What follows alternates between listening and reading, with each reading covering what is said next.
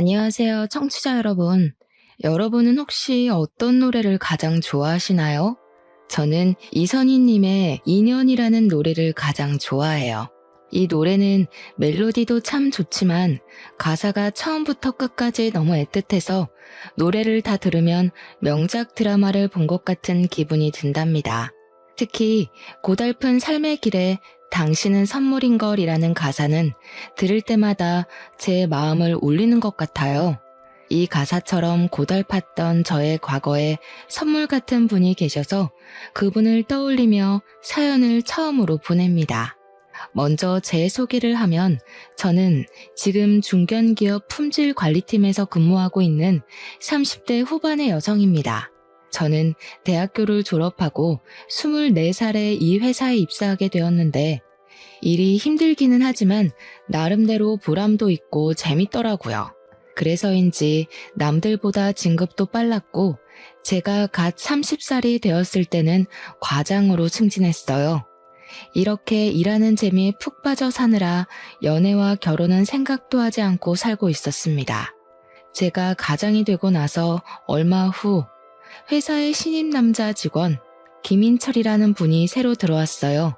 인철 씨는 성격이 꽤 밝았고 주위 분위기를 밝게 만들어 다른 사람들을 웃게 하는 사람이었습니다. 게다가 일하는 눈치도 빨라서 하나를 가르쳐주면 열을 해내는 사람이었죠. 저는 인철 씨에게 일을 알려주며 친해지게 되었고 점점 회사 일뿐만 아니라 개인적인 일들도 공유하는 사이가 되었습니다. 우리는 둘 다 외동이었고 부모님과 함께 사는 데다가 같은 아파트 단지에서 살고 있었어요.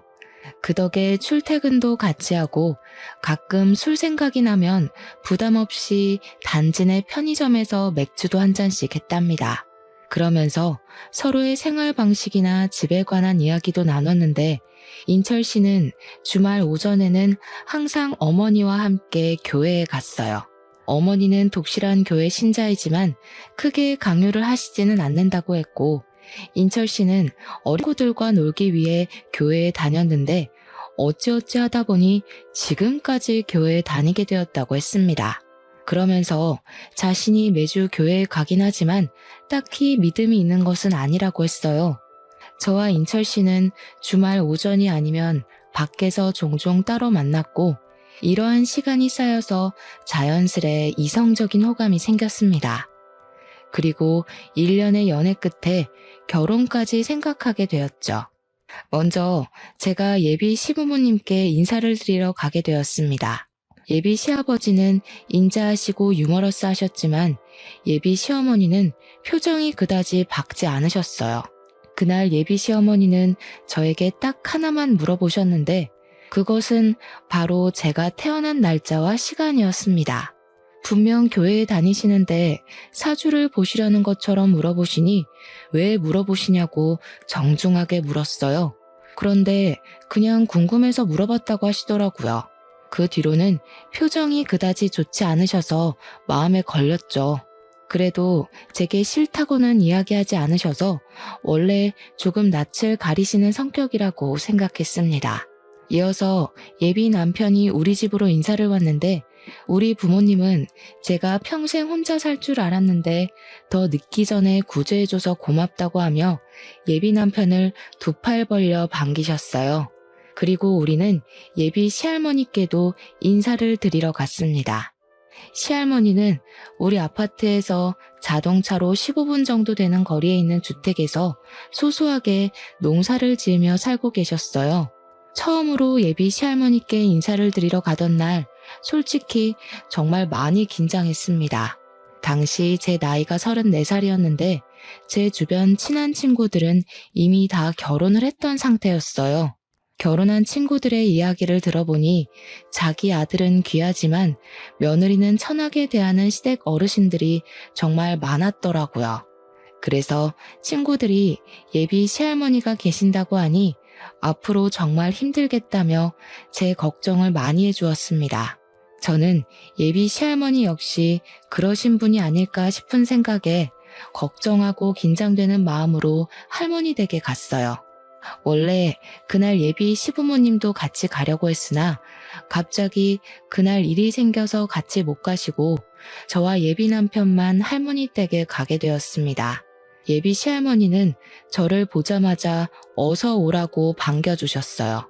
솔직히 저는 친구들에게 며느리를 못 살게 구는 시댁 이야기를 많이 들었던 터라 예비 시할머니께서 반겨주시는 것이 제가 정말 반가워서 반겨주시는 게 아니라 이 집에서 일할 사람이 와서 반겨주신다고 생각했습니다. 그래서 처음에는 예비 시할머니의 호의를 좋게 생각하지는 않았어요. 예비 시할머니는 제 손을 꼭 붙잡고 정말 예쁘다고 칭찬을 하시며 거실 소파에 앉아보라고 하셨습니다.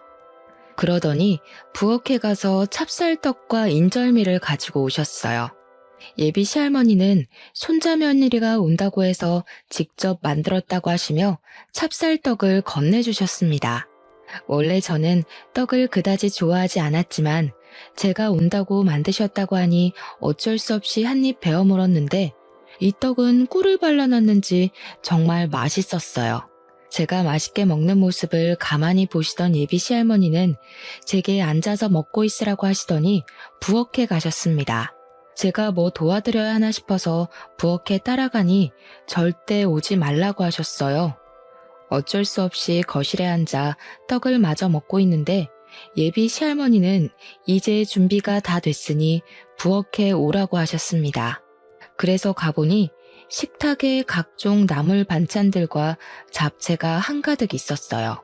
저는 솔직히 나물을 그다지 좋아하지 않습니다. 우리 엄마가 손맛이 없으셔서 나물을 무쳐도 하나도 맛이 없었거든요. 그런데 예비 시할머니가 만들어주신 나물 반찬은 정말 맛있었어요. 제가 한 그릇을 싹싹 비우니 예비 시할머니는 잘 먹어서 너무 예쁘다고 제 머리를 쓰다듬어 주셨습니다. 식사를 마치고 설거지라도 하려고 했더니 예비 시할머니는 절대 하지 말라고 하셨어요. 그래도 맛있게 먹었으니 제가 치우겠다고 하니 나는 내 며느리한테도 설거지 안 시켰다고 하며 저를 부엌에서 밀어내셨습니다. 예비 시할머니의 힘이 어찌나 세시던지 저는 그대로 밀려서 거실로 나올 수밖에 없었어요. 거실에서 예비 시할머니께서 직접 타주신 커피를 마시고 있는데 또 혼자 부엌에 들어가시더니 이번에는 나물이며 떡을 한가득 챙겨주셨습니다. 그러면서 줄 것이 이거밖에 없어서 미안하다고 하셨어요. 저는 너무 감사하기도 하고 아무것도 안 하고 얻어먹고만 온 것 같아 너무 죄송하다고 말씀드렸더니 가족끼리 무슨 그런 말을 하냐며 그냥 한 번씩 내 생각만 해달라고 하셨습니다. 사실 시할머니까지 계신다길래 걱정을 정말 많이 했는데 예비 시할머니는 인자하시고 저를 어린 손녀 보듯이 따뜻하게 대해주셨어요. 뭔가 어릴 때 돌아가신 저의 할머니가 다시 오신 기분이 들어서 마음이 따뜻하고 푸근했습니다. 이렇게 우리는 각자 집에 인사드린 후 본격적으로 결혼 준비를 시작했어요. 예물과 예단은 다 생략하고 신혼집은 당시 저와 부모님이 함께 살고 있던 집으로 정했습니다. 부모님은 원래 제가 결혼 후 지금 사는 집을 월세로 내놓고 차로 5분 거리인 신도시로 이사하려고 하셨어요. 그런데 친정 부모님이 남에게 월세를 주느니 딸의 신혼집으로 주는 게 낫겠다며 사시던 집 명의를 제 명의로 돌리고 그곳을 우리 신혼집으로 마련해 주셨습니다. 이런 상황이다 보니 저는 시댁과 같은 아파트 단지에 살게 되었어요. 친구들은 저의 이런 상황을 듣고는 자고로 친정은 가깝고 시댁은 멀어야 좋고 게다가 시할머니까지 계신다고 하니 결혼 생활이 쉽지 않겠다고 했습니다. 하지만 첫 인사를 드리러 갔을 때 예비 시아버지는 정말 인자하시고 좋으셨고 예비 시어머니는 딱히 저를 완전히 반기시지는 않았지만 그래도 말이 많으신 분은 아닌 것 같기에 괜찮을 것 같았어요. 게다가 예비 시할머니는 한 번 뵙기는 했지만 정말 좋아 보이셨기에 큰 문제가 없을 것으로 생각했습니다. 그 뒤로 우리는 문제없이 결혼 준비를 하고 결혼식 신혼여행까지 성황리에 마쳤어요. 그리고 결혼 후 시댁에 처음으로 가게 되었습니다. 시댁에 갔는데 시아버지는 아직 회사에서 퇴근하시기 전이셨고 시할머니는 시댁으로 오고 계시는 중이라 시어머니만 계셨어요. 신혼여행은 잘 다녀왔니? 너는 이제 이 집의 며느리가 되었으니 얼른 아들부터 낳아야 한다. 아들을 낳아서 양반집 김씨의 대를 이어야지. 안 그러니? 자녀 계획도 중요하지만 사실 저는 회사 일 때문에 당장은 아이를 가질 생각이 없어요. 자녀는 저와 남편이 회사 일이랑 잘 생각해서 천천히 가지도록 하겠습니다. 이게 아주 큰일 날 소리를 하는구나. 빨리 아들을 가져야지. 안 되겠다. 빨리 아들이 생기도록 기도라도 해야겠어. 시어머니는 교회를 다니지도 않는 제게 아들을 빨리 갖게 해달라고 기도를 해야 한다며 제 앞에서 무릎을 꿇고 제 손을 잡고 앉아서 아들을 얼른 갖게 해달라고 기도를 시작했습니다. 남편도 제 옆에서 무릎 꿇고 기도를 했고 분위기가 이러다 보니 저도 얼결에 같이 기도를 했어요. 기도를 마친 후 시어머니는 아들을 가지기 위해 최선을 다하라고 신신당부를 했습니다. 그리고 잠시 후 어머니는 결혼 후 정식으로 시댁에 처음 왔으니 이제 밥을 먹게 음식을 차리라고 하셨어요. 사실 저는 부끄럽지만 결혼 전에 밥을 해본 적이 없습니다. 우리 친정은 다들 평일에는 회사에서 일하느라 집에서 밥을 먹지 못했고 주말에는 외식이나 배달 음식을 먹었어요.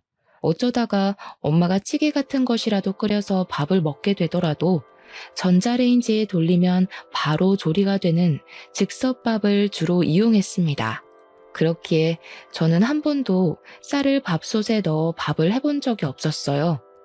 그래서 요리에는 그다지 소질이 없는데 갑자기 요리하라니 너무 황당했고 뭘 어떻게 시작해야 할지 몰라 가만히 있을 수밖에 없었습니다. 원래 우리 집은 풍습이 며느리들이 처음 시댁에 오면 음식을 직접 해서 어른들에게 요리 실력을 검사받는단다. 새로 들어온 며느리의 요리 실력을 알아야 살림을 어떻게 가르칠지 판단을 할 수 있지 않겠니? 그러니 너도 빨리 주방으로 들어가서 얼른 밥이랑 반찬이랑 국이랑 좀 끓여봐. 뭐든 해오란 말이다. 시어머니의 황당한 말에 남편은 그냥 가만히 구경만 하고 앉아 있었습니다. 익숙하지도 않은 주방에 가만히 서서 뭘 어찌해야 하나 당황스러워하는데 시할머니와 시아버지가 오셨어요. 시할머니는 제가 저번에 좋아했던 밑반찬을 가득 들고 오셔서는 당분간 회사 일하고 집 정리하느라 밥 제대로 챙겨 먹기 힘들 테니 이 반찬들 먹으라고 하셨습니다. 그리고 시어머니에게는 내 손자 며느리한테 시집살이 시키려거든 가만히 안 둔다고 하셨어요. 그러면서 오늘은 손자 며느리가 생겼으니 외식하자고 하셨습니다. 시어머니는 시댁에 처음 왔는데 며느리 음식 솜씨 좀 봐야 한다며 안 된다고 하고 시할머니는 너는 처음 시댁 왔을 때 음식 하기는 했냐고 하며 말도 안 되는 소리 짓거리지 말고 얼른 외출 준비나 하라고 하셨어요. 결국 시할머니의 말씀에 우리는 외식을 하게 되었습니다. 우리 예쁜 며느리 덕에 좋은 음식을 다 먹네. 고맙다. 우리 며느리, 우리 이렇게 가족이 되었으니 앞으로 잘 지내보자. 그래, 우리 그렇게 꽉 막힌 사람들도 아니니 앞으로 가족으로서 재밌게 잘 지내자. 힘든 일 있거나 인철이가 괴롭히면 꼭 나한테 말해. 내가 인철이 아주 눈물 쏙 빠지게 혼내주마. 인철이 너 혜정이 괴롭히면 이 할미가 가만히 안 둔다. 원래 처음에는 며느리가 직접 차려준 밥을 얻어먹어야 한다는데 혜정이 넌 할머니 계셔서 참 좋겠다. 너는 처음에 밥상 차렸니? 밥도 제대로 못 앉힌 주제에 무슨 말이 그리 많아. 어디서 지금 시애미질 하려고 드냔 말이다. 내가 언제 너한테 시애미질 했니? 물론 그건 아니지만 그래도 할 도리는 해야죠. 도리? 너는 기본 도리는 다 했고 어디 한번 너에 대해서 이 자리에서 읊어주랴? 내가 너 많이 참고 있는 거 알지? 시할머니가 언성을 높이시며 하시는 말에 시어머니는 아무 말도 하지 못하고 가만히 있었습니다. 솔직히 시댁에 처음 오자마자 아들 낳으라고 하고 밥상 차리라고 다그치던 시어머니가 좋지는 않았지만 그래도 시할머니와 시아버지가 든든한 제편이 되어주는 것 같아 좋았어요. 그렇게 외식을 마치고 집에 가는 길에 곰곰이 생각해보니 집에서 가만히 있던 남편에게 서운한 감정이 들었습니다. 제가 남편에게 아까는 너무 서운했다고 하자 그 자리에서 저를 두둔하면 앞으로 어머니가 저에게 시집살이를 시킬 것 같아서 일부러 그랬다고 했어요. 그러면서 자신의 마음은 그게 아니었다고 하며 미안하다고 했습니다. 아까 그 자리에서는 화가 많이 났지만 남편이 진심으로 미안하다고 하니 또 마음이 사르르 풀려서 다음부터는 잘하라고 하고 말았어요. 그리고 결혼 후 첫 주말이 되었습니다. 남편은 결혼 전처럼 아침부터 엄마를 모시고 교회에 가야 한다며 나갔어요. 저는 남편 없는 신혼집에서 혼자 쉬고 있었습니다. 결혼 후 처음 시댁에 갔을 때 시어머니가 아들을 낳아야 한다며 기도까지 해서 혹시라도 교회 같이 가자고 하지 않을까 걱정했지만 저에게 교회 다니자는 말은 일절하지 않아서 다행이다 싶었어요. 교회에 다니시니 제사도 당연히 없을 것이고 교회에 다니자는 말도 하지 않으시니 이 정도면 나쁘지 않은 시댁이라는 생각이 들었습니다. 저는 혼자 집에서 쉬다가 깜빡 잠이 들었는데 눈을 떠보니 벌써 오후 1시였어요. 원래는 예배가 끝나고도 남을 시각이었는데 아직도 남편이 오지 않아서 전화를 해보니 결혼했다고 축하 인사 받느라 오후 늦게나마 집에 갈 것 같다고 했습니다.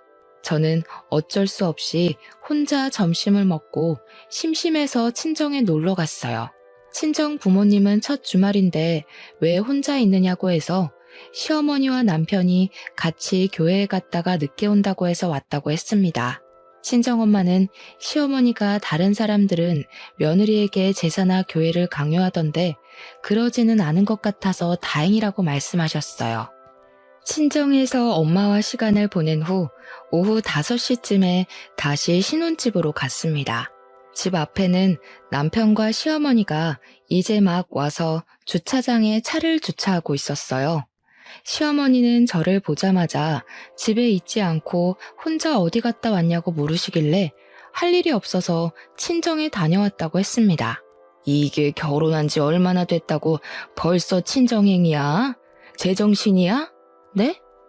여자는 결혼하면 친정 가지 말라는 법이라도 있나요? 제가 친정에 간 일이 제정신이냐는 욕을 들을 만큼 잘못한 일인 거예요? 당연하지.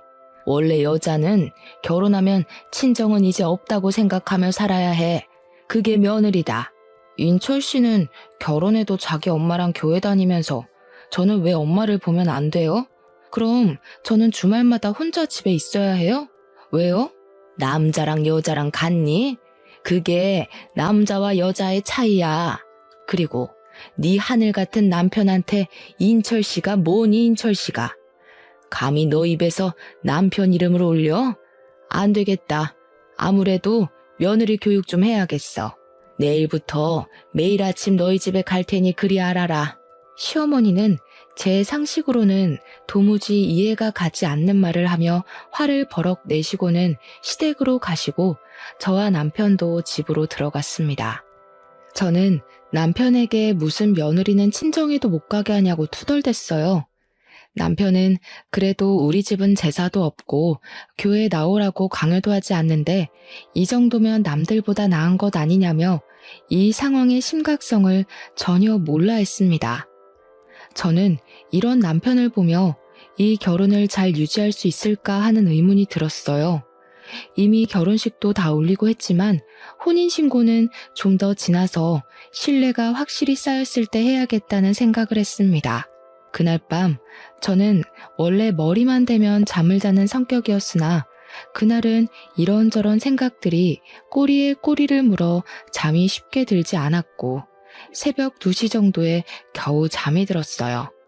아직 밖이 깜깜한 새벽, 갑자기 누가 우리 집 배를 눌렀습니다. 시계를 보니 아직 5시였어요. 남편은 원래 잠기가 매우 어두워서 정신없이 잠을 자고 있었습니다. 저는 제가 잘못 들었나 싶어 다시 자려는데 또 벨을 누르더라고요. 혼자 나가서 누군지 확인하려다가 갑자기 무서운 생각이 들어 남편을 흔들었지만 남편은 누가 업어가도 모를 정도로 아주 깊게 잠을 자고 있었습니다. 그때 시어머니로부터 전화가 왔어요. 무슨 일인가 싶어 전화를 받으니 지금 문 앞이라고 하시며 얼른 문을 열라고 하셨습니다. 제가 현관을 열자마자 시어머니는 새색시가 아직도 꼬락서니가 이게 뭐냐고 하며 얼른 잠 깨고 밥 차릴 준비하라고 하셨어요. 저는 이 새벽에 무슨 자다가 봉창 두드리는 소리를 하시느냐고 했습니다. 내가 어제 이야기하지 않았니? 너 며느리 교육한다고. 대단한 김씨 가문의 며느리가 됐으면 새벽부터 일어나서 바깥일하는 김씨 가문을 위해 아침상을 대령해야 해. 그야 여자들은 집안일만 하던 옛날 이야기죠. 지금은 여자도 남자처럼 똑같이 일하는 시대잖아요. 저도 같이 일하고 엄밀히 따지면 제가 인철 씨보다 더 많이 돈도 받아요. 그런데 제가 왜 남편 아침상까지 차려야 하죠? 그래봤자 넌 여자일 뿐이야. 잔말 말고 얼른 쌀이나 씻고 밥 차릴 준비나 해. 시끄러운 소리에 남편이 큰 방에서 나왔는데 시어머니는 남편에게 얼른 들어가서 잠을 마저 자라고 하고 큰방 문을 닫아버리셨습니다. 그리고서는 저를 주방으로 밀어넣고 쌀을 먼저 씻으라고 하셨어요. 얼결에 쌀을 씻기는 했는데 솔직히 결혼 전에 쌀을 씻을 일이 없던 제가 능숙하게 쌀을 씻을 수가 있겠어요? 쌀을 씻다가 다 흘려버리니 시어머니는 제 등을 때리며 쌀도 제대로 못 씻는 년이라며 잔소리를 하셨습니다. 그렇게 저는 시어머니한테 혼나면서 6시까지 아침상을 차렸어요. 6시가 되자 시어머니는 남편을 깨우고 저는 출근 준비를 해야 한다고 하고 화장실로 들어갔습니다. 화장실에 들어가니 남편과 시어머니는 하하호호 난리가 났고 그 소리를 듣자니 너무 화가 났어요. 일단 오늘은 회사에 가야 하니 그냥 넘어가는데 앞으로 이 난관을 어찌 헤쳐나가야 할지 앞날이 깜깜했습니다. 답답한 마음을 안고 회사에 출근했는데 그날은 새벽부터 날벼락을 맞아서인지 아니면 오랜만에 출근해서인지는 모르겠지만 정말 피곤했어요. 그렇게 피곤한 하루를 마치고 남편과 같이 퇴근하고 집에 오니 집 앞에 시어머니가 기다리고 있었습니다. 남편은 왜 기다리고 있었냐고 하며 제 앞에서 저의 의견은 묻지도 않은 채 시어머니한테 현관 비밀번호를 알려주었어요. 저는 남편에게 머리 끝까지 화가 나서 옆에서 노려봤습니다. 갑자기 날 왜 째려봐? 내가 뭐? 우리 아들이 집 비밀번호 알려줬다고 그러니? 집에서도 이러니 회사에서는 얼마나 우리 아들을 잡을고. 하여튼 진짜 마음에 안 들어. 우리 아들 잡지 마. 옛날에는 아내가 남편 얼굴도 감히 못 봤다. 어디서 감히 남편 얼굴을 째려보고 있어? 그건 그렇고 잠깐 여기 앉아봐라. 이 종이 한번 읽어봐. 시어머니는 저에게 종이 한 장을 건네주며 읽어보라고 했습니다. 종이에 적힌 내용은 다름이 아닌 아들 갖는 비법이었는데 그 내용이 너무 황당했어요. 남자는 고기 위주의 식사를 하고 여자는 채식 위주의 식사를 해야 하고 남자는 커피를 많이 마셔도 상관없지만 여자는 커피를 마시면 안 된다고 적혀 있었습니다. 그리고 새벽 3시 이후에 잠자리를 가지면 아들을 가질 확률이 높고 아들을 낳으려면 남자가 피곤하면 안 되니 집에서 남자는 집에서 절대 휴식을 취해야 한다고 적혀 있더라고요. 시어머니는 제게 이제부터 이거를 무조건 지켜서 아들을 낳으라고 하셨습니다. 그러면서 우리 아들 피곤하면 아들이 생기지 않으니 남편에게는 얼른 씻고 쉬라고 하고 저에게는 아침 먹은 설거지 얼른 치우고 집 정리하라고 하시고는 가셨어요. 저는 설마 하는 마음에 주방에 가보니 아침에 시어머니와 남편이 먹은 음식 잔재가 그대로 있었고 그 광경을 본 저는 남편에게 네가 먹은 것이니 설거지를 하라고 시켰습니다. 하지만 남편은 아까 엄마 말 듣지 못했냐며 아들 낳으려면 자기는 쉬어야 하니 집안일 시키지 말라고 하며 방에 들어가서 자더라고요. 결국 저 혼자 그 많은 설거지를 하고 짜증나는 마음에 맥주 한 잔을 마시고 잠이 들었습니다. 다음 날 한창 잠을 잘 자고 있는데 새벽에 또 전화가 왔어요. 시간을 보니까 새벽 3시였고 전화 온 사람은 시어머니였습니다. 저는 핸드폰에 찍힌 시어머니라는 단어를 보는 순간 너무 짜증이 나서 전화를 거절했어요. 그랬더니 바로 또 전화가 오길래 도대체 무슨 일인가 싶어 일단 전화를 받았습니다. 지금 새벽 3시야. 얼른 인철이 깨워서 잠자리 가져라. 지금 해야지 아들이 생긴단 말이다. 알겠니? 이따 집에 가서 확인할 거야. 시어머니는 새벽 3시부터 전화해서 아들을 가져야 한다고 남편을 깨워서 잠자리를 가지라고 했습니다. 아니, 아들을 갖는 것이 저 혼자 노력해서 될 일도 아니고 이런 거는 아들을 갖는데 필요한 염색체를 가진 자기 아들에게 말해야지 저한테 시키는 것은 또 무슨 경우랍니까? 저는 시어머니의 말이 너무 황당해서 그냥 전화를 끊고 다시 잠을 청했어요. 그리고 잠시 후 집에 시어머니가 들이닥쳤습니다. 어제 남편이 알려준 비밀번호를 열고 들어온 거예요. 그때 시간이 새벽 5시였고 깊은 잠을 자던 저와 남편을 보더니 시어머니는 기겁하며 저를 거실로 데리고 나갔습니다. 왜 잠자리를 안 가졌어? 얼른 아들을 낳아야 할 것 아니냐? 저는 아직 아이 가질 생각 없어요. 그리고 제가 무슨 아들 낳으려고 결혼한 것도 아니고 왜 이리 아들을 가지라 말아요. 인연이 결혼했으면 아들을 얼른 가질 생각을 해야지. 네가 결혼하면서 우리 집에 해준 것도 없는데 아들이라도 낳아야 할 거 아니냐? 제가 왜 한 것이 없어요? 이 집 우리 집에서 해주신 거 잊으셨어요? 고작 이딴 허름한 집 따위 하나 해줬다고 유세냐? 내 참 어이가 없어서. 네가 솔직히 얼굴이 이쁘기라냐 집이 재벌집이기라냐.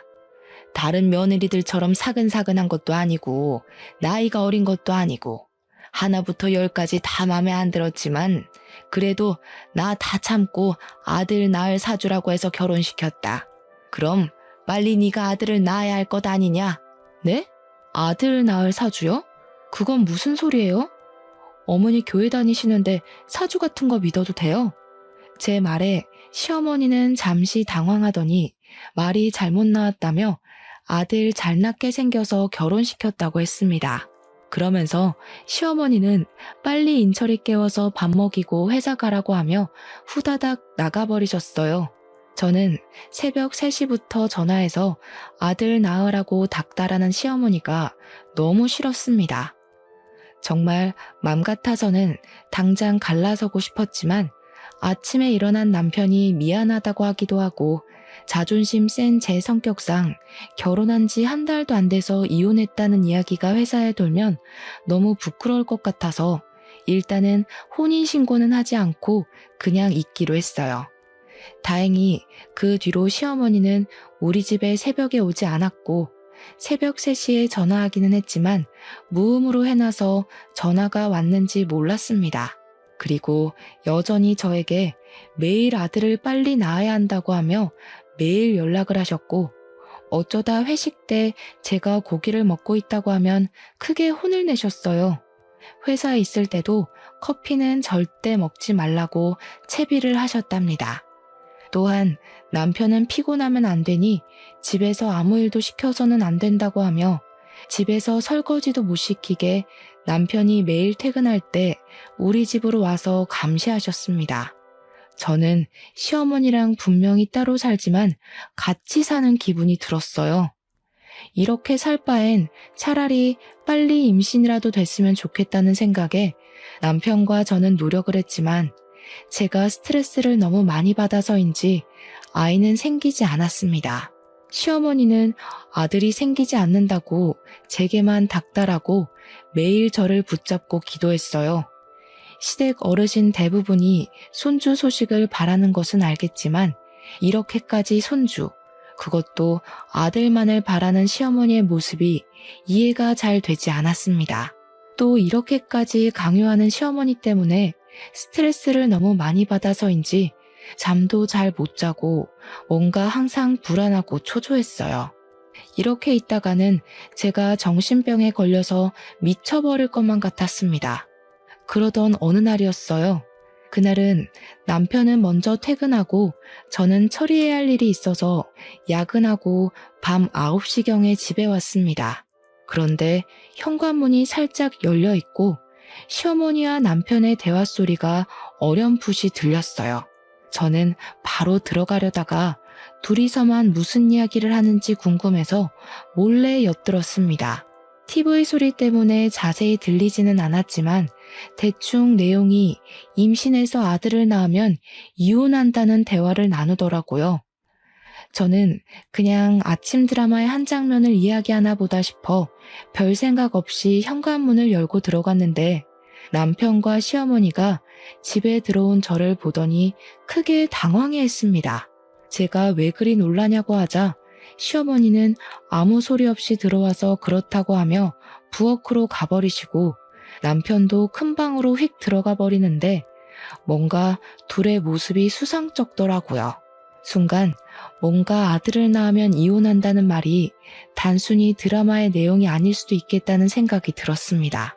다음 날 저는 중고 물건을 거래하는 카페에서 두 줄이 선명하게 뜬 임신 테스트기를 구매해서 시어머니와 남편에게 임신했다고 거짓말을 해봤어요. 시어머니와 남편은 크게 좋아하며 이제 이 아기가 아들이기만 하면 되겠다고 했습니다. 며칠 후 주말, 저는 친구들과 약속이 있어서 혼자 나갔어요. 원래는 저녁까지 먹고 올 생각이었으나 친구의 아기가 갑자기 열이 난다고 해서 생각보다 일찍 헤어졌습니다. 헤어지긴 했지만 벌써 집에 들어가고 싶지는 않아 혼자 집 근처 카페로 들어갔어요. 그런데 카페에 들어가 보니 시어머니와 남편, 그리고 웬 젊은 여자가 있더라고요. 그 셋은 뭐가 그리 좋은지 신나게 대화를 나누고 있었고, 그래서 제가 카페에 들어온 것도 몰랐습니다. 저는 가서 아는 척을 하려다가 그들이 무슨 대화를 하는지 엿들어 보기로 했어요. 그래도 내가 열심히 기도를 드려서인지 아기가 벌써 생겼다는구나. 역시 하나님은 내 기도를 정말 잘 들어주신다니까. 그러게 엄마가 새벽부터 일어나서 기도하더니 결국 이루어졌잖아. 이제는 혜정이가 아들을 낳으면 그 아들 빼앗아서 아연이와 결혼만 하면 되겠어. 그치? 어머니, 제가 잘 모실게요. 제가 비록 아들을 낳지는 못했지만 하나님의 음성대로 낳은 그 아들을 제 아들이라 생각하고 주님의 자녀로 열심히 키우겠습니다. 저는 시어머니와 남편, 그리고 상간녀의 말에 뒤통수를 제대로 맞은 기분이 들었습니다. 바로 가서 지금 이게 무슨 상황이냐고 따지려다가 혹시 몰라 핸드폰 녹음기를 켜고 그들이 앉은 테이블로 갔어요. 그들은 이곳에서 저를 만나리라고는 생각도 하지 못했는지 다들 깜짝 놀라했습니다. 저는 그들에게 조금 전에 한 대화를 다 들었다고 말하며 지금 이게 도대체 무슨 상황인지 설명 좀 해달라고 했어요. 이렇게 된 이상 말해야겠구나. 일단 여기 앉은 이 분은 우리 교회 목사님의 외동 따님이시란다. 원래 우리 인철이는 이 따님과 결혼을 하려고 했지. 그러면 우리 인철이는 교회를 물려받고 회사를 관두더라도 목사로 계속 일할 수 있잖아? 그럼 둘이서 결혼하면 되지. 왜 저랑 결혼시킨 거예요? 목사님 따님이 젊었을 때 자궁에 문제가 생겨서 자궁을 적출했다지 뭐니. 그래서 아이를 가질 수가 없다는 거야. 그런데 나는 우리 아들의 대를 이어줄 사람이 필요해서 이를 어쩌나 하고 주님께 주님의 일꾼이 될 손자가 필요하다고 기도를 드렸지. 그렇게 교회에서 기도하고 나오는데 인철이가 너랑 아파트 편의점에서 맥주를 먹는 모습이 보이는 게 아니겠어? 그때 하나님의 음성이 들리는 거야. 일단 저 둘이 결혼을 시켜 아들을 낳은 후 둘이 이혼을 하고 그 뒤에 목사님 따님과 결혼을 시키라고 말이야. 아주 좋은 생각이었지. 하나님의 일꾼이 될 손자도 생기고 우리 인철이는 목사가 되고 말이야. 혹시나 하는 마음에 너와 인철이 둘의 사주를 봤더니 아들을 낳을 수 있는 사주라더라. 그래서 바로 둘이 결혼시킨 거야. 네가 마음에 하나도 안 들지만 말이야. 상간녀는 시어머니의 말에 작게 아멘이라고 말하며 아주 감동한 듯한 표정을 지었습니다. 그럼 지금 이 상황을 전현의 부모도 알아요? 그 교회 목사라는 사람도 이 상황 다 알고 있냐고요? 당연하지. 그게 하나님의 뜻이고 음성인데 목사님이 모르시겠니? 당연히 다 알고 지금 네가 아들을 낳아주기만을 간절히 기다리고 있단다. 그러니까 너는 하나님의 뜻을 따라서 아들을 낳고 꺼져주기만 하면 돼. 그럼 목사님이랑 내가 섭섭지 않게 챙겨주마. 근데 어쩌죠? 저 임신한 거 가짜인데. 저 임신 안 했어요. 당연히 제 뱃속에 아기도 없고요. 그때 그 2줄 테스트기는 중고거래 하는 카페에서 산 거예요. 하도 임신하라고 닥달해서 말이죠. 시어머니는 사실 임신이 아니라는 말에 화를 버럭 내며 제 머리채를 잡고 흔들었습니다. 지금 머리채를 잡아야 할 사람이 누군데 자기가 머리채를 잡으니 너무 화가 나서 심장이 터져나올 것만 같았어요. 당연히 남편과 이혼을 할 것이지만 이대로 이혼하기에는 뭔가 억울했습니다. 이들을 완전 갈기갈기 찢어놓고 이혼하고 싶었어요. 저는 일단 카페에서 사람들이 다들 보고 있어서 카페에서 나와서 집으로 갔습니다. 그리고 시할머니와 시아버지에게 제가 녹음한 파일을 보냈어요. 제가 녹음한 파일을 들은 시할머니와 시아버지는 한달음에 우리 집에 오셔서 이게 다 사실이냐고 하셨습니다.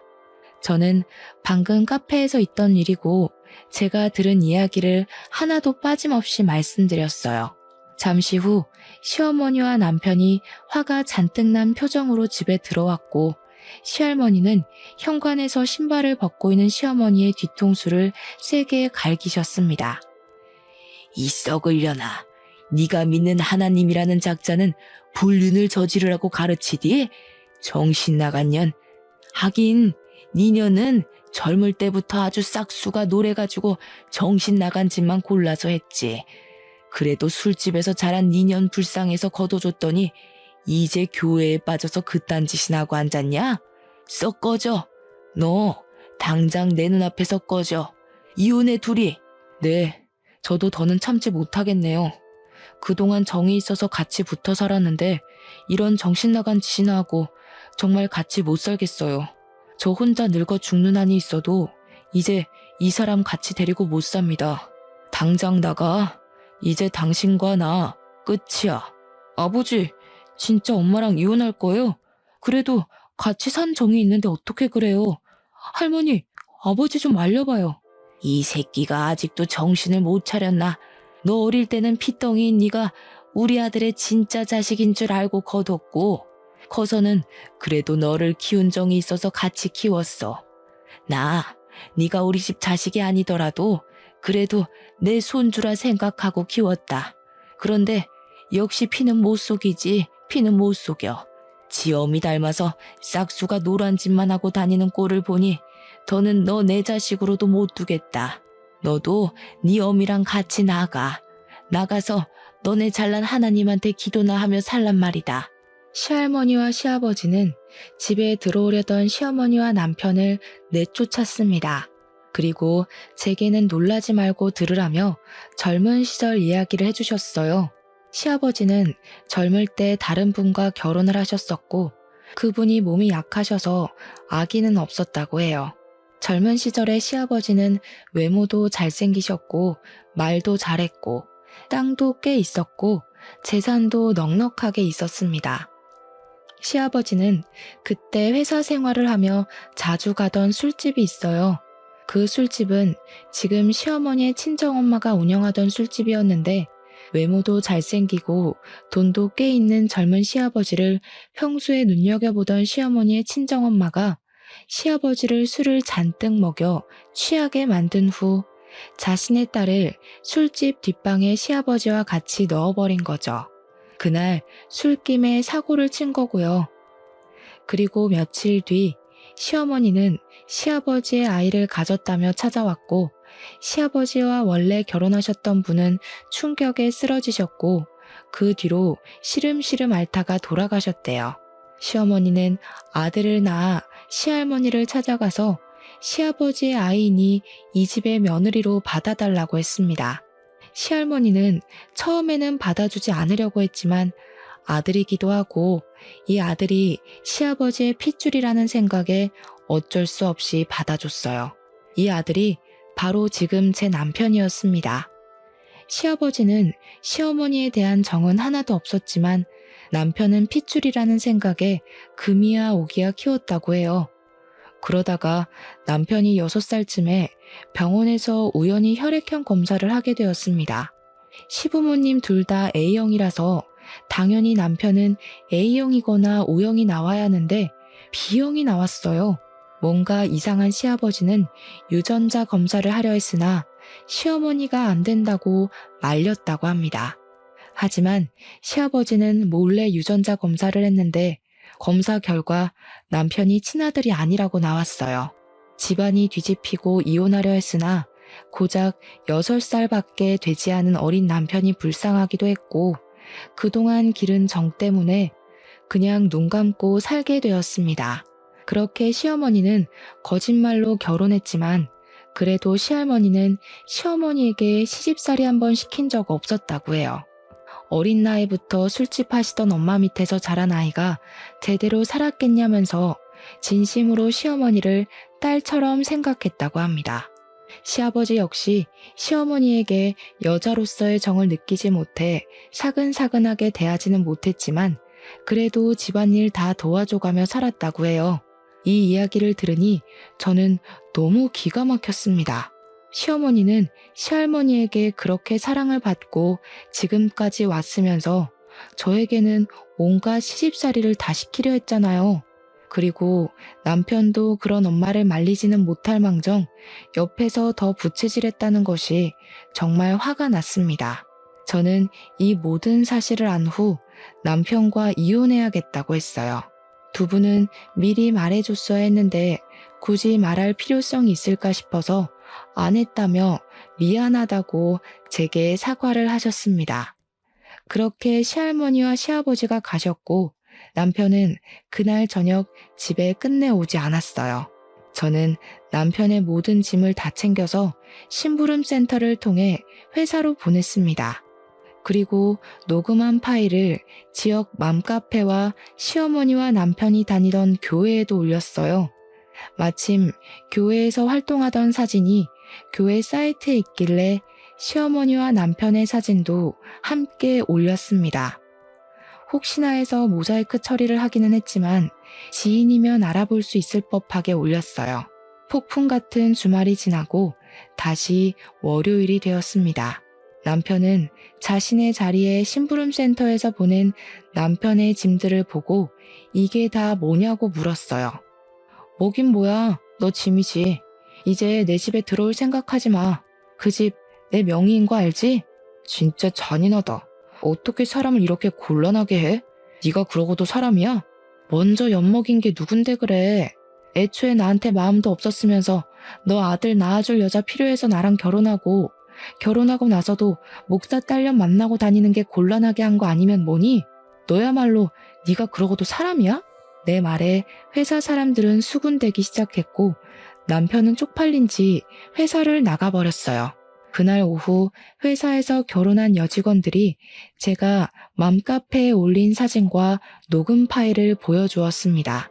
그 밑에 댓글을 보니 시어머니가 교회 생활을 아주 열심히 해서인지 어느 교회 다니는지 다 나와 있었고 교회 목사 딸인 상간녀의 얼굴과 신상까지 다 나왔어요. 소문은 그 뒤로 일파만파 퍼졌고 교회는 결국 교인 수가 줄고 목사는 욕먹고 문을 닫았습니다. 그리고 시어머니는 시부에게 이혼당하고 남편은 제 집에서 쫓겨나고 회사에서도 쫓겨나다시피 나갔어요. 당장 오갈 데가 없어진 시어머니와 남편은 교회로 들어가 살려고 했는데 교회에서도 교회 이름에 먹칠을 했다며 쫓아냈다고 합니다. 결국 그 둘은 여간방을 전전하며 거짓골로 산다고 해요. 이렇게 된 후 전 시할머니한테 전화가 왔습니다. 전 시할머니는 이렇게 연이 끊겼지만 진짜 손녀딸이 생긴 것 같아서 너무 좋았다고 하며 다시 한번 진심으로 미안하다고 하셨어요. 저는 전 시할머니께 그런 말씀 하시지 마시라고 하며 저도 할머니가 생긴 것 같아서 너무 좋았고 종종 찾아뵙겠다고 했습니다. 그리고 다음날 전 시할머니 핸드폰으로 문자가 하나 왔어요. 전 시할머니가 밤에 돌아가셨다는 것입니다. 무슨 일인가 해서 바로 장례식장으로 달려갔더니 그곳에는 전 시아버지가 망연자실한 표정으로 앉아 계셨어요. 일이 그렇게 된 후 자신이 모질지 못해 열심히 사는 젊은 사람의 인생을 자신이 망친 것 같다며 죄책감에 시달리셨다고 합니다. 그러면서 몸이 급속도로 안 좋아지셨고 결국 일이 되었다고 하셨어요. 그 이야기를 듣는데 너무 마음이 안타까워서 미칠 것 같았습니다. 저는 회사에 휴가를 내고 전 시할머니의 마지막 가는 길을 지켰어요. 비록 이 생에서의 만남은 너무 짧았지만 저에게는 마음이 너무 따뜻한 분이셨습니다. 저의 첫 번째 결혼이 고달프고 지옥 같았지만 그래도 선물 같은 할머니가 계셔서 다행이라는 생각이 들어요. 이렇게 저는 결혼을 하기는 했지만 1년도 살지 못하고 이혼했습니다. 그나마 다행인 것은 혼인신고를 하지 않아서 재산 분할이고 뭐고 필요 없이 위자료 받고 아주 쉽게 헤어질 수가 있었어요. 그리고 지금은 일단 일을 열심히 하며 살고 있습니다. 이러다가 좋은 남자 생기면 좋은 거고 아니면 그냥 저의 인생을 살아가려고요. 지금까지 저의 기나긴 사연 들어주셔서 감사합니다. 모두 행복한 하루 보내세요.